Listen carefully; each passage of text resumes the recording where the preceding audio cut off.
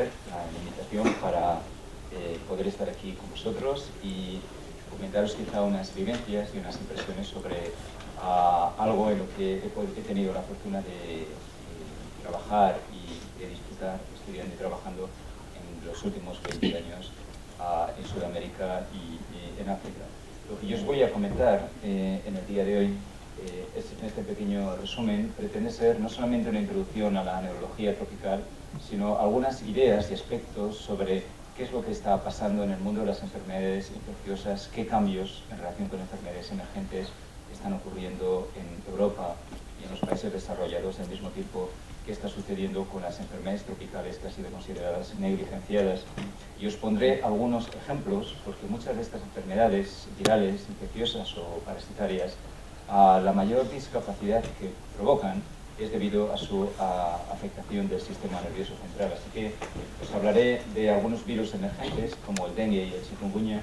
Os hablaré de la epilepsia en regiones tropicales, que es mucho más frecuente que en Europa o en el hemisferio norte. Os hablaré del ictus, de la malaria, la enfermedad de Chagas y algunas mielopatías, como es el caso de la neurosquistosomiasis. Bueno, ¿por qué hablar de enfermedades tropicales?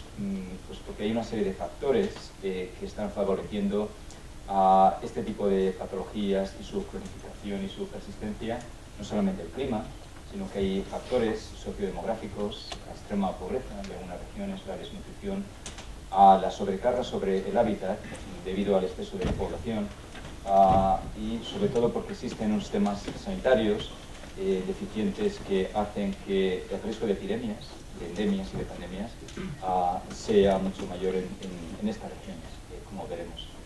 Las 3/4 partes de la población mundial viven en países en vías de desarrollo, de los 7.000 millones de habitantes.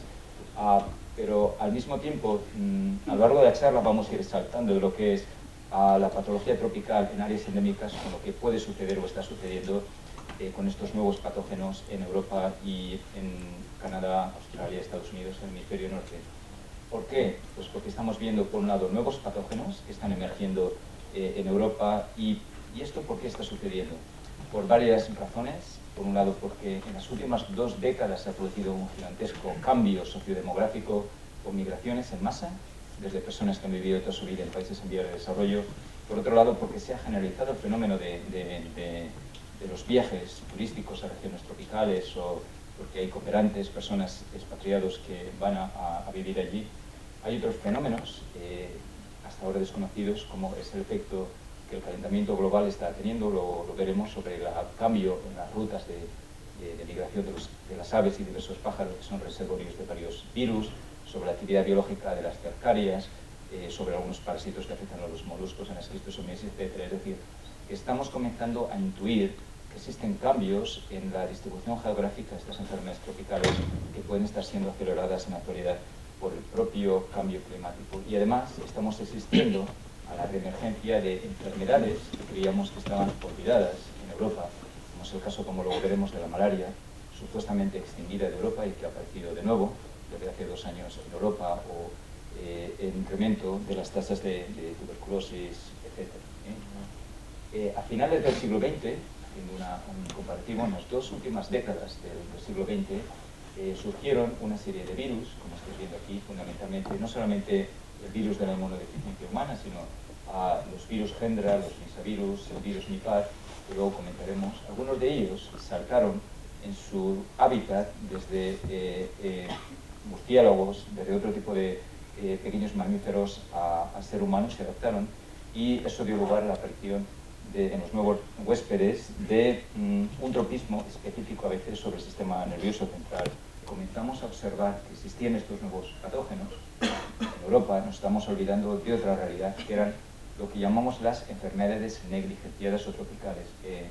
En el Centro de Estudios de Enfermedades Tropicales y Negligenciadas de la Organización Mundial de la Salud, como veis aquí, hay una serie de enfermedades que se consideran olvidadas, pero que son muy prevalentes y que son una de las principales causas de discapacidad en el ser humano, como la esquistosomiasis, mitiasis, filariasis, leishmaniasis, etcétera, una larga lista de ellas, pero que tienen tratamiento y que el tratamiento es coste efectivo, es muy barato, y muchas de ellas podrían ser erradicadas muy fácilmente si se iniciasen y completasen programas de salud poblacionales adecuados.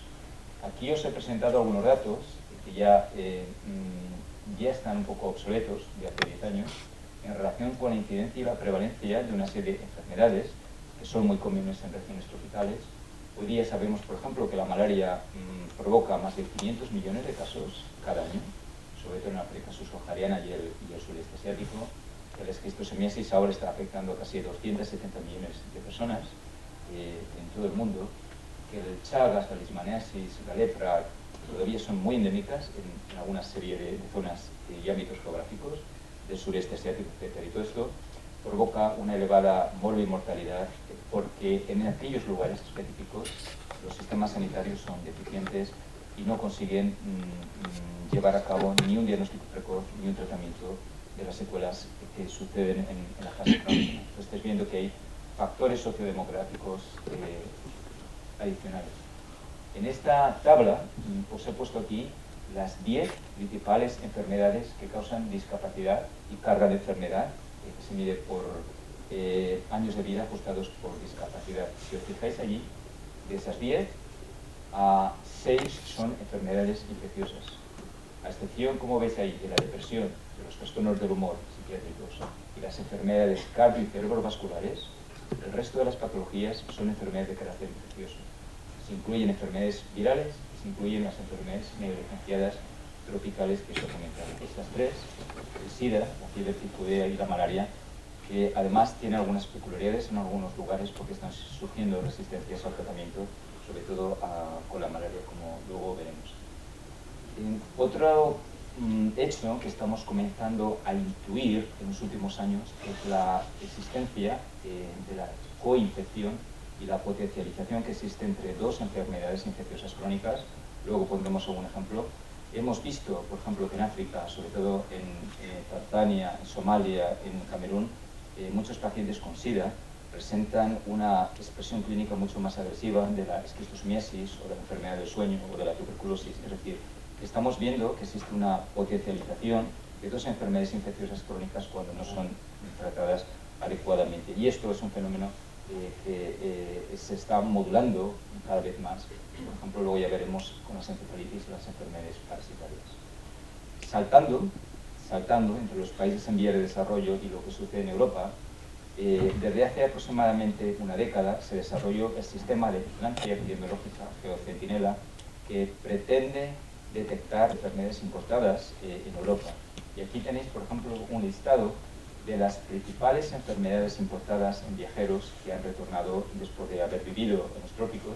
Como veis, los síndromes febriles son los más comunes, sobre todo debido a la malaria, al dengue, las gastroenteritis agudas y problemas dermatológicos son muy prevalentes.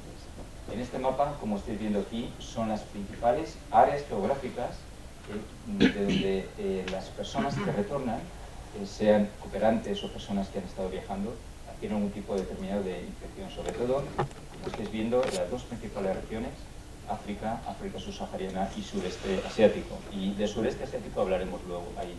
¿Por qué? Porque desde un punto de vista epidémico, el sureste asiático tiene unas peculiaridades y es un problema de salud. Las principales endemias y epidemias que se han producido en las últimas décadas se han iniciado en el sureste asiático. Por ejemplo, la encefalitis rábica por la rapia es todavía endémica en algunas regiones del sureste asiático. Las nuevas enfermedades virales han surgido allí. Los problemas relacionados con resistencia a fármacos, sobre todo a la tuberculosis y la resistencia a Plasmodium falciparum, en paludismo, han surgido de nuevo en el sureste asiático. Es decir, desde un punto de vista de la epidemiología, el problema está en África. ¿Y por qué está sucediendo esto? Por varios factores. En primer lugar es el gigantesco crecimiento demográfico. Para que os hagáis una idea, el crecimiento de la población en el sureste de Asia ha crecido un 30% en los últimos 20 años, lo cual es unas cifras gigantescas. La movilidad de la población es muy elevada. Solamente para que os hagáis una idea, en la frontera de Tailandia hay más de 2 millones de migrantes cada año, o sea, es un desplazamiento masivo de la población. Por otro lado, por estos fenómenos de cambio de los reservorios de agentes virales, hay un tráfico muy grande de animales salvajes, de aves sobre todo, pero también en mamíferos que se comportan como reservorios de virus tropicales que luego pueden transmitirse.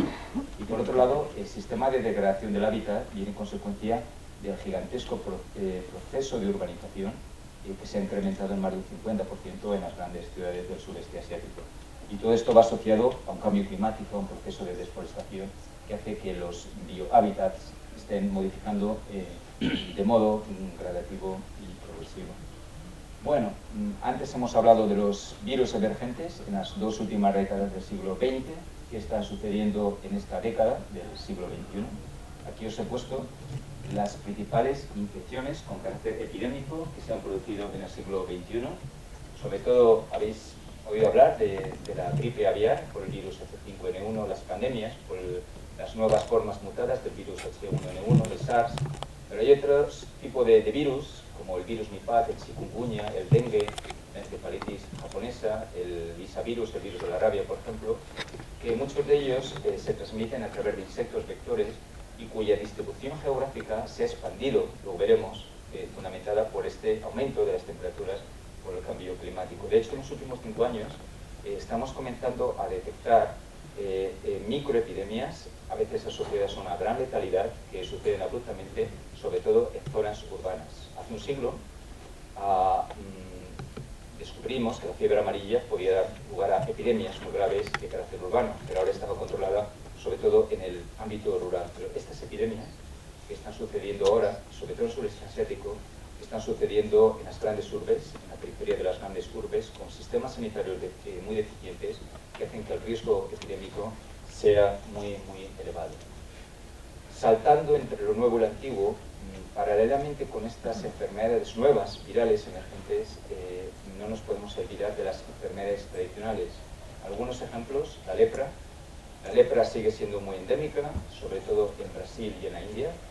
Recordaros, por ejemplo, que además de las lesiones cutáneas, un 15% de estos pacientes pueden presentar lo que llamamos la forma sensorial neurítica pura, es decir, una neuropatía del sistema nervioso periférico en ausencia de lesiones cutáneas percibibles, y eso hace que cuando estas personas migran de estos lugares puede pasar desapercibido la lepra. La lepra está comenzando a ser diagnosticada en Europa de este modo. La encefalitis japonesa es otra de las grandes enfermedades que está resurgiendo en el sureste asiático, y existe un factor sobre todo que es de carácter demográfico y económico. En los últimos años, consecuencia de la expansión de la población, los cultivos agrícolas para tierras de arrozales se han incrementado espectacularmente en todo el sureste asiático, sobre todo en la zona de Burma, Tailandia, Nepal, toda esta zona que estáis viendo aquí, está la zona media de China. Las aves acuáticas necesitan vivir por su biohábitat en los arrozales, y estas aves son además el reservorio del virus de la encefalitis japonesa. Entonces hemos visto que existe un fenómeno de transmisión y potenciación del mosquito a las aves, del mosquito que capta el virus hacia los cerdos, y los seres humanos que están en sus granjas con los cerdos adquieren la infección también. Y eso ha hecho que las epidemias del virus de la encefalitis japonesa se haya incrementado.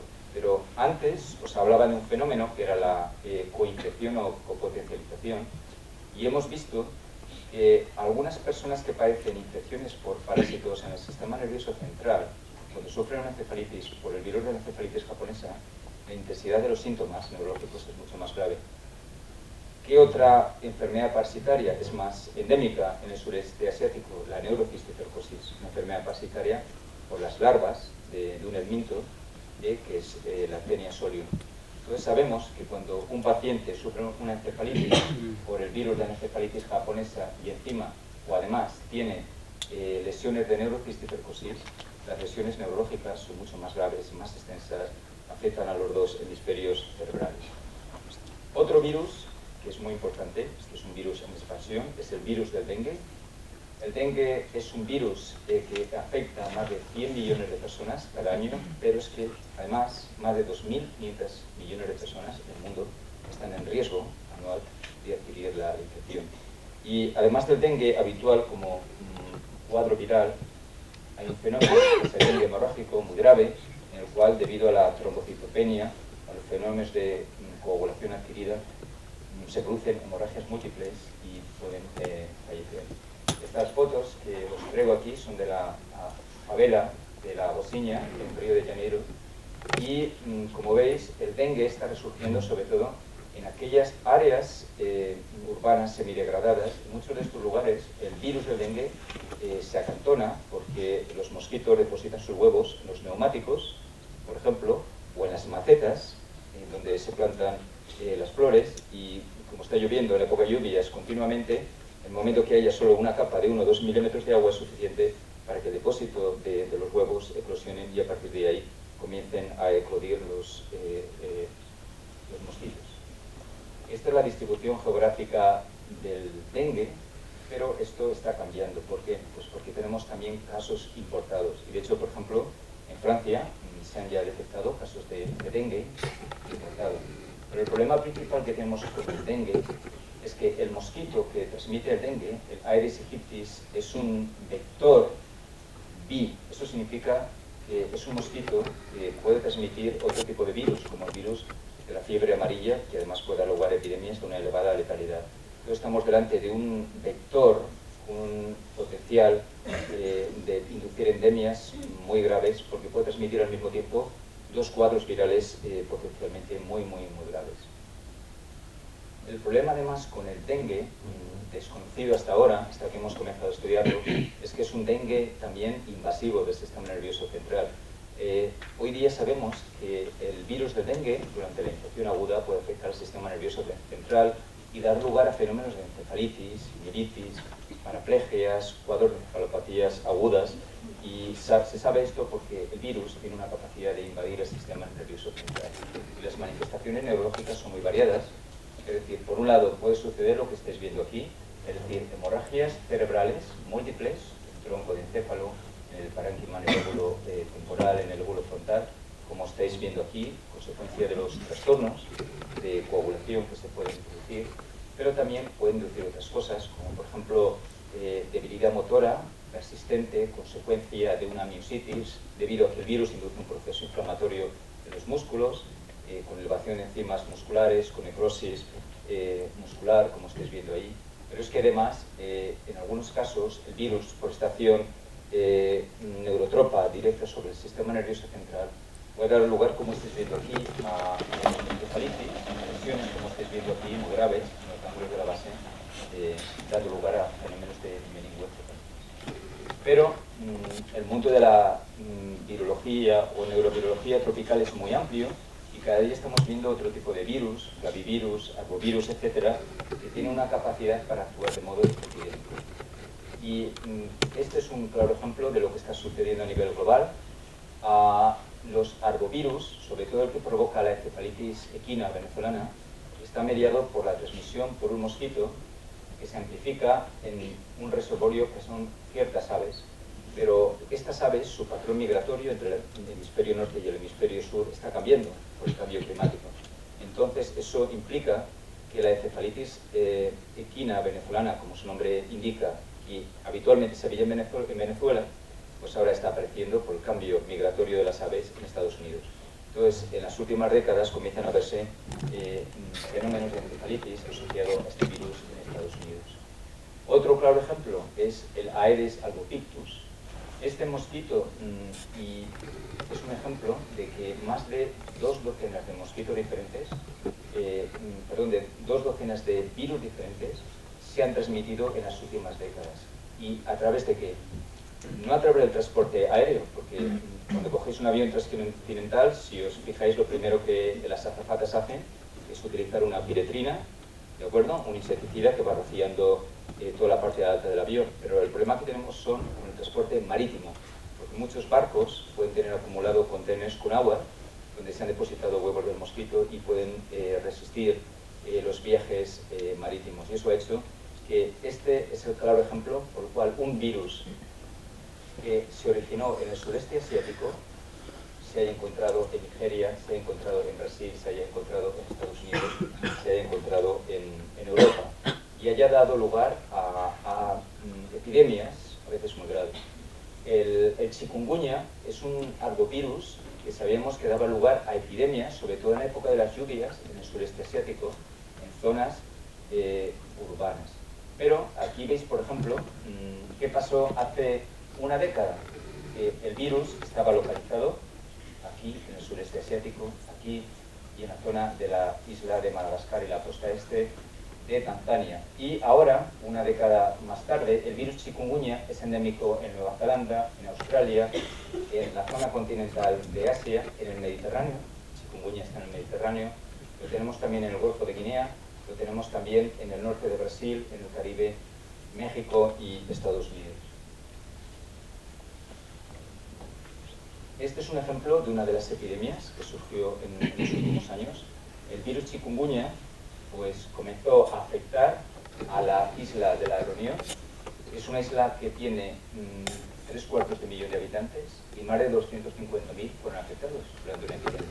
Pero es que luego comenzó a observarse paralelamente que al mismo tiempo que sucedía la epidemia en la isla de Madagascar, en Francia, comenzaban a detectarse personas que padecían infección por el virus chikungunya, eran franceses, expatriados o migrantes que estaban viviendo en la isla de la Reunión y que estaban regresando a la Francia continental, y de modo paralelo al desarrollo de la infección y de la epidemia en la isla de la Reunión se estaba produciendo en la Francia continental.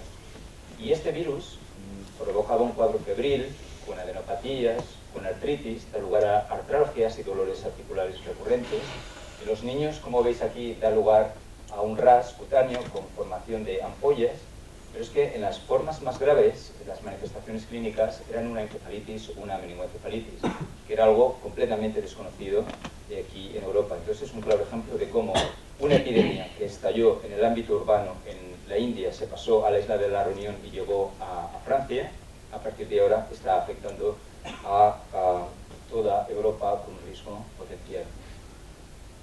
El monkeypox virus es quizá un paradigma de lo que está sucediendo con el tráfico internacional de aves, de mascotas y de otros animales. Este virus, sabemos que es un virus que tiene una gran letalidad en África, aproximadamente un 10% de mortalidad. Las personas afectadas tienen un ras cutáneo muy característico que aparece en las palmas de las manos, como estáis viendo aquí, y algunos pacientes dan lugar a una encefalitis. Estáis viendo aquí estas lesiones blanquecinas que aparecen en la corteza del lóbulo temporal y en el tálamo, y estos pacientes daban lugar, sobre todo en niños, a encefalitis muy graves y con elevada mortalidad. Y lo que se descubrió es que había sucedido la importación de una serie de mamíferos, como la rata de Gambia, que se habían importado a Estados Unidos en las tiendas de animales domésticos, de pets. El virus asaltó a los perros de las praderas americanos, que son unos mascotas que los niños compraban en época de Navidad o de Semana Santa, y a partir de allí comenzaron a infectar a los niños. Y a partir de ahí comenzaron a aparecer brotes recurrentes de la infección por el virus. Entonces estáis viendo cómo se ha producido un salto de un virus endémico en África Central, mediado por mascotas y animales domésticos, y ha aparecido en Estados Unidos. Este es otro ejemplo, los virus Hendra y Nipah. El primero de ellos ha dado lugar a epidemias de meningitis y encefalitis en Australia, y fue una cosa muy curiosa porque comenzaron a observarse casos de neumonitis en caballos y los caballos fallecían, pero poco tiempo después los cuidadores de los caballos, algunos padecían encefalitis y fallecían. Entonces cuando se estudió se vio que este virus estaba afectando primeramente a los caballos y luego al ser humano. Y otro virus de la misma familia, el Nipah, que sobre todo es endémico en Malasia y en Singapur, se sabía que también producía encefalitis y neumonitis, sobre todo en los cerdos, pero luego los granjeros que cuidaban los cerdos también enfermaban y también dan lugar a encefalitis recurrentes también con elevada letalidad. En estas casas la gente vive todavía en la planta baja, cuidan los cerdos, y en la planta alta viven las personas. Entonces el mosquito puede picar a los cerdos, pero el cerdo es un laboratorio biológico. Cuando se producen las mutaciones del virus, se vuelve a picar y luego pica al ser humano. Entonces adquirimos unas formas mutadas del virus con una letalidad mayor. De esta manera se explica por qué estos virus que afectaban a los cerdos o a los caballos pasaron al ser humano. Otro ejemplo de virus virus que imitan la poliomielitis, el virus del Nilo Occidental, solamente los voy a nombrar, el de la encefalitis japonesa ya hemos hablado, la encefalitis de San Luis, el valle de Murray. Ahí os muestro la distribución geográfica, pero cuando da lugar a una paraplegia aguda. En algunos lugares uno puede pensar que estamos delante de la poliomielitis, pero estos virus hoy en día son una causa potencial de este tipo de paraplegias agudas. La poliomielitis fue quizás uno de los virus más endémicos en Europa y prácticamente en todo el hemisferio norte durante más de 2 siglos.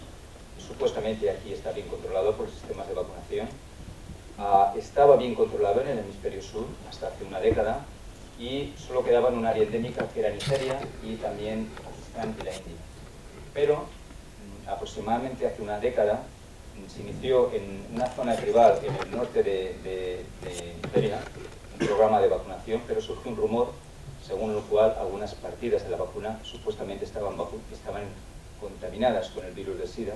Entonces eso hizo que algunos grupos tribales se negasen a recibir la vacunación, y eso implicó el fracaso completo de las campañas de vacunación de la poliomielitis, porque en los 2 años siguientes, como veis aquí, comenzaron a surgir casos de poliomielitis en una serie de países que en las décadas anteriores el virus estaba completamente controlado debido al éxito de las campañas de vacunación de la OMS.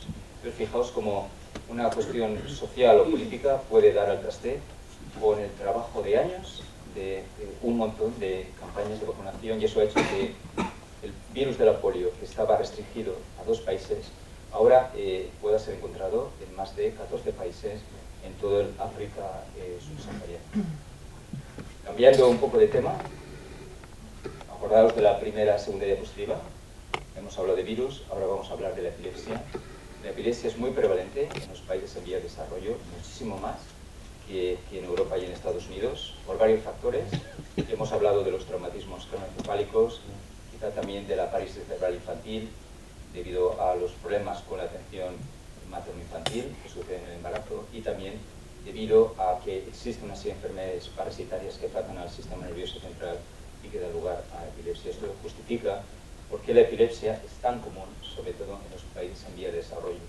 Quizá una de las primeras causas responsables de ello sea la neurocisticercosis.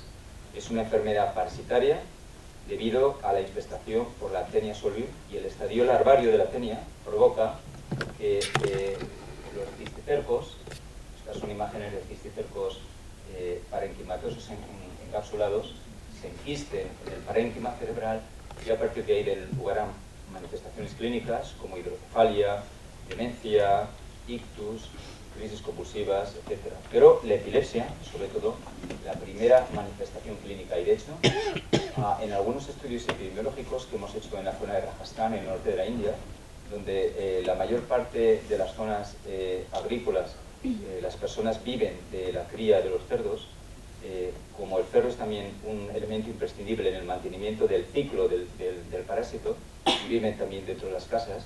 Pues fijaos que casi el 30-40% de la población está infestada por Taenia solium, o sea, son proporciones epidémicas, y en estos casos casi el 70% de las causas de epilepsia es debido a la neurocisticercosis.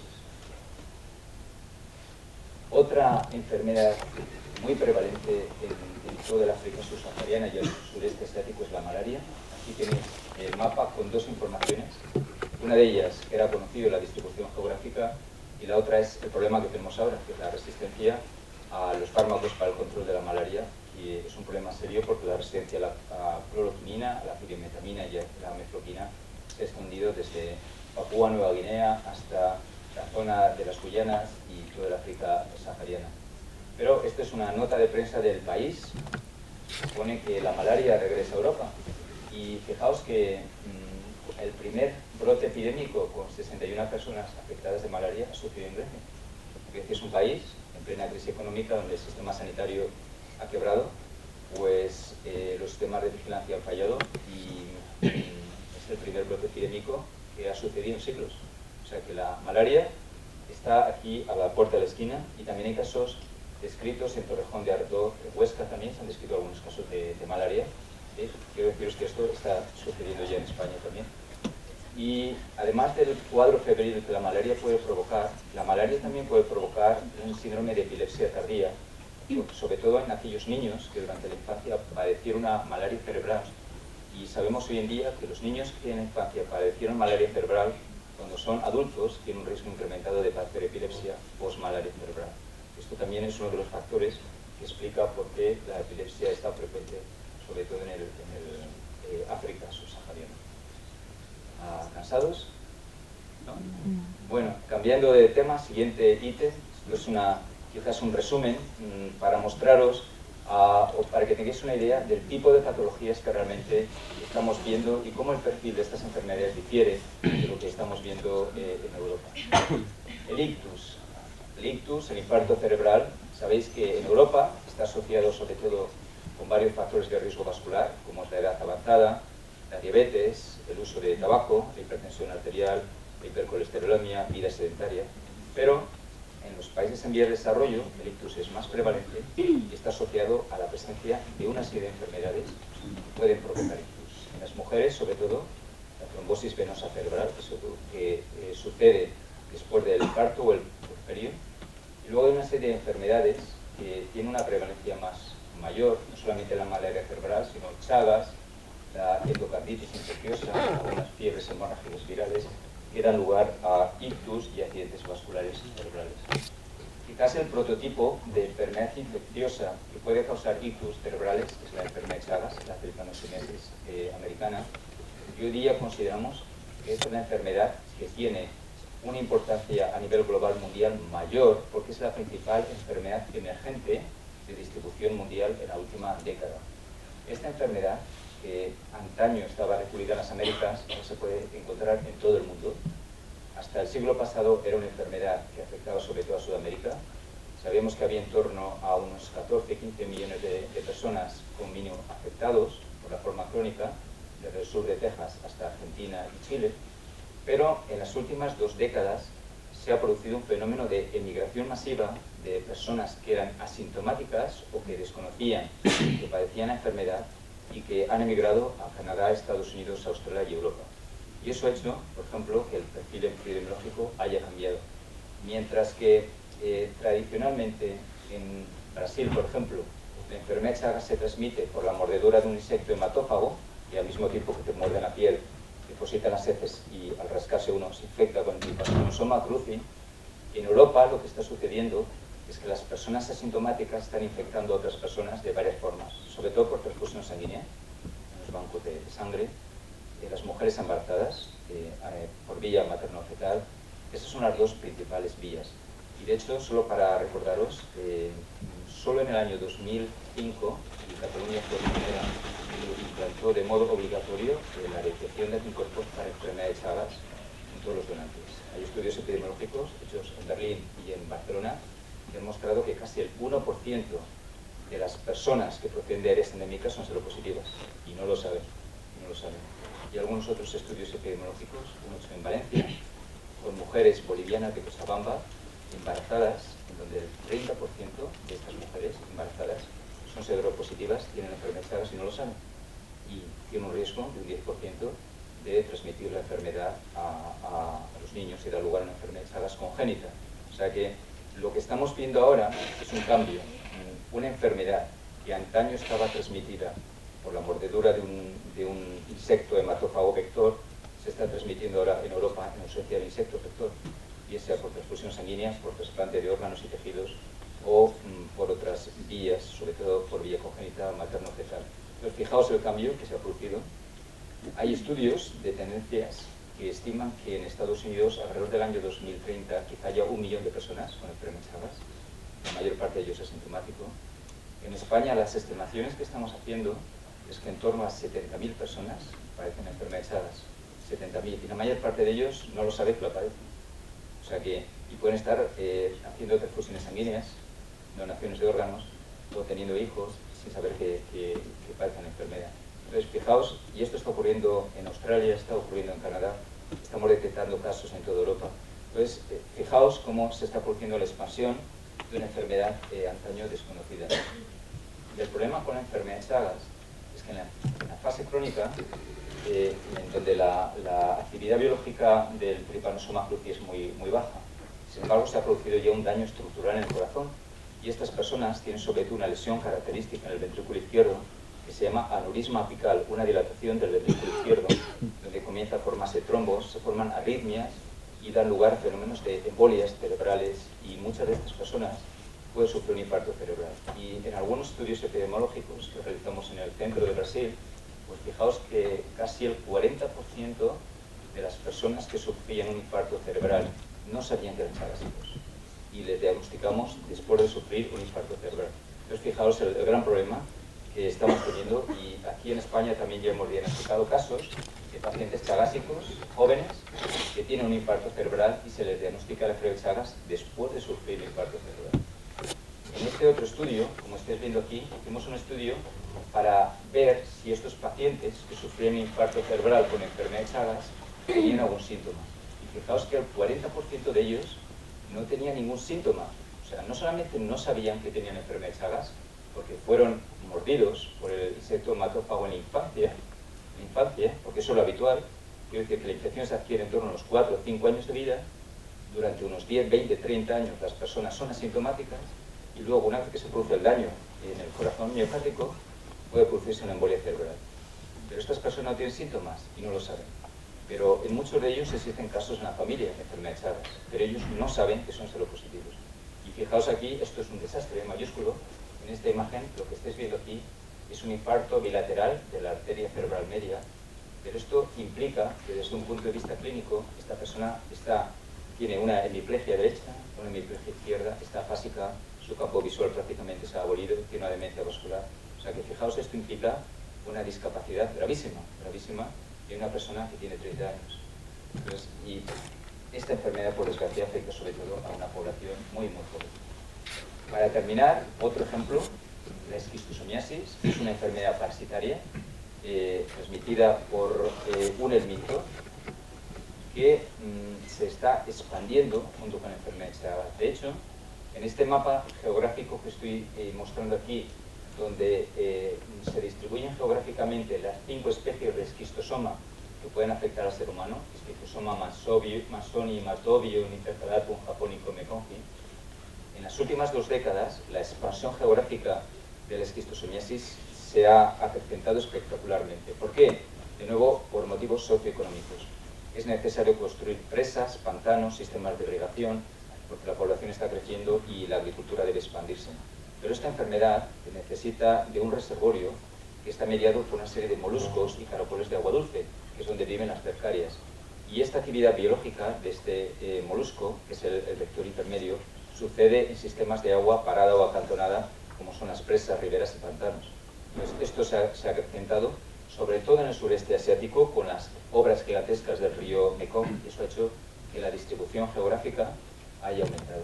Mientras que en los ríos normales el riesgo de adquirir esquistosomiasis es muy bajo, en los sistemas de pantanos y presas de aguas quietas, los caracoles consiguen vivir, tienen un hábitat adecuado y liberan las cercarias. Las cercarias, dentro de la forma biológica del parásito, tienen sobre todo una elevada actividad biológica en las horas de mayor insolación lumínica.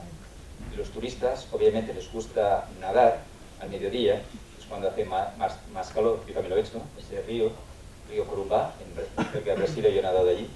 Ahí no son aguas paradas, pero el problema es cuando una persona nada, o cuando una persona está trabajando, cortando caña de azúcar o en un arrozal con agua hasta las rodillas, y están ahí estos moluscos. Las cercarias penetran por la piel y tienen un sistema de enzimas que perforan la piel fácilmente y dan lugar a lo que se llama la alergia del nadador. Es como unas ronchas que pican, que la gente se rasca y pasa desapercibido. Pero en las semanas siguientes, este tipo de helmintos, que viven sobre todo dentro de los vasos, van migrando por el sistema linfático periférico, maduran en los pulmones y después van a madurar finalmente y vivir sobre todo en las venas mesentéricas o en las venas vesicales, dependiendo del tipo de especie del parásito. El problema es, en las formas intestinales, da lugar a un cuadro de gastroenteritis o de diarrea, pero el problema clínico sucede pasadas las 6 semanas de la infección, cuando el parásito maduro, el gusano maduro, comienza a emitir huevos. Y estos huevos se depositan en cualquier tejido del organismo. Si es en el hígado, que es lo habitual, pues bueno, dará lugar en la hepatopatía. Pero el problema tenemos cuando estos huevos se depositan en el cerebro, en la médula espinal. Y la reacción inflamatoria, sobre todo de las personas europeas, caucásicas, que no estamos desde un punto de vista inmune adaptados a este sistema de antígenos tan diferentes, hace que se desarrollen granulomas, una respuesta inflamatoria exagerada. ¿Y qué sucede? Pues cuando estos huevos del esquistosoma masonis se depositan en la médula espinal, la manifestación clínica inicial puede ser una paraplegia. Y eso ha sucedido, por desgracia, hemos visto muchos casos de gente joven, y a las 6 o 8 semanas después de haber nadado en alguna de estos lugares de riberas estancadas, pues se quedan parapléjicos porque tienen el depósito de huevos en la médula espinal. En un estudio epidemiológico que realizamos en Brasilia, el 6% de todas las paraplegias agudas que vimos era debido a la esquistosomiasis. Y en Malawi, en la zona también de los Grandes Lagos en África Central, la causa más frecuente de paraplegia en los hospitales de rehabilitación medular es la esquistosomiasis. Hoy en día, la prevalencia de las lesiones medulares por la esquistosomiasis en el África subsahariana puede ser mayor incluso que el virus de la poliomielitis. Solamente para que tengáis una idea, el impacto que puede tener un paciente en silla de ruedas parapléjico en lugar con un sistema sanitario deficiente, porque las expectativas de vida van a ser muy bajas, porque la mielopatía se asocia a otros riesgos, trombosis venosa, problemas renales, vejiga neurogénica, uretrohidronefrosis, riesgo de infecciones urinarias, sepsis. O sea, las complicaciones clínicas crónicas inherentes son mucho mayores y la mortalidad va a ser mucho mayor. Pero había una cosa que desconocíamos, que los huevos del esquistosoma pueden dar lugar a muchas manifestaciones clínicas diferentes en el sistema nervioso central.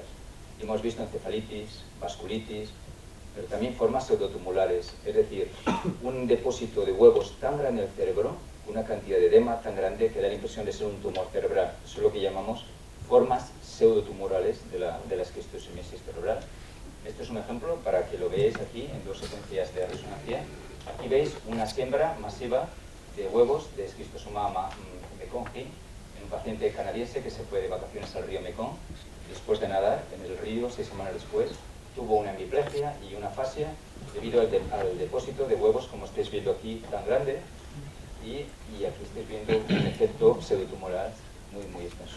Pero, como estáis viendo aquí, a ver si puedo mostrar bien, todo esto que estáis viendo aquí en esta resonancia de médula espinal es un edema gigantesco que se produce consecuencia del depósito de huevos y la reacción inmunológica por parte del huésped. Y esto hace que estos pacientes tengan una paraplegia. Pero lo curioso es que el depósito de huevos, sobre todo, sucede en las porciones más bajas de la médula, sobre todo en la porción de la médula torácica y la médula lumbar. Y hoy día sabemos, ahora entendemos por qué está sucediendo esto, porque hay un sistema venoso que no tiene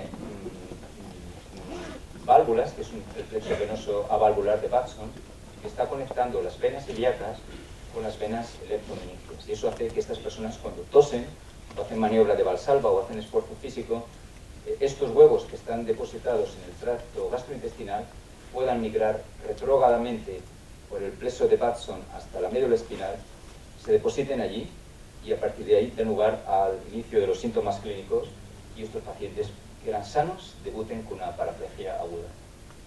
Pero, para terminar, no todo son puntos negativos.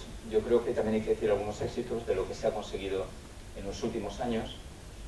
Quizás en la lepra es donde se ha conseguido mayor éxito, porque un número elevado de países que antes eran considerados endémicos de lepra y se ha conseguido controlar la expansión de la enfermedad.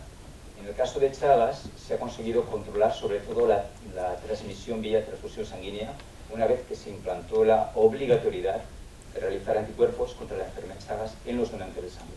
Y esto era muy importante porque, por ejemplo, en Sao Paulo en los años 80, la principal vía de transmisión de la enfermedad de Chagas era por transfusión sanguínea. Solamente para que os hagáis una idea. En el caso de la tripanosomiasis africana, la enfermedad del sueño, el número de muertes y de fatalidades se ha reducido drásticamente en los últimos 30 años.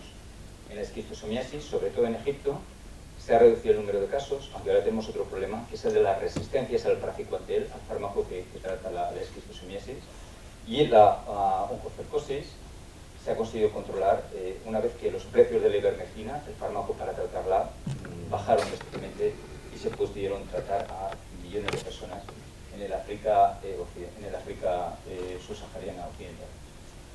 Pero hay otra serie de factores que son de muy difícil resolución hasta ahora. En relación con las infraestructuras sanitarias, el número de médicos por 1000 habitantes, que son casi de 4 en Europa, en el África subsahariana es de 0,1, para que es una idea de la diferencia que hay. En cuanto a la investigación básica en enfermedades infecciosas, el número de artículos publicados en revistas biomédicas es escaso, de un 3%, y solamente el Lancet y Lancet Neurology ha conseguido incrementar la tasa de publicación a un 23% en relación con las enfermedades negligenciadas y tropicales. Pero en relación con el desarrollo de nuevas drogas y fármacos para tratar estas enfermedades, las licencias de comercialización para estas drogas es apenas el 1%, lo cual es bajísimo. Y, por otro lado, la capacidad adquisitiva de compra de estos fármacos es prácticamente inexistente en los países africanos. Por lo tanto, a través de organizaciones no gubernamentales y la Organización Mundial de la Salud, es la única vía de canalización y de distribución. Así que solamente para terminar en conclusión, me gustaría deciros que las enfermedades tropicales, por un lado, siguen siendo y continúan siendo negligenciadas en los países en vías de desarrollo, pero como consecuencia de los cambios climáticos, los cambios migratorios, estamos viendo un incremento de las mismas en los países desarrollados y que la neurología tropical es un área de desarrollo con un enorme potencial tanto en investigación clínica, epidemiológica y terapéutica, y los programas formativos en medicina deberían incluir la formación continuada en neurología tropical. Y en este aspecto es por lo cual estamos iniciando el máster en neurología tropical y enfermedades infecciosos con revista de neurología de la Universidad Internacional de Cataluña. Y eso es todo. Esta es la Cachoeira do Macoquinho, que está a 100 kilómetros de Brasilia. Y nada más, gracias por vuestra atención.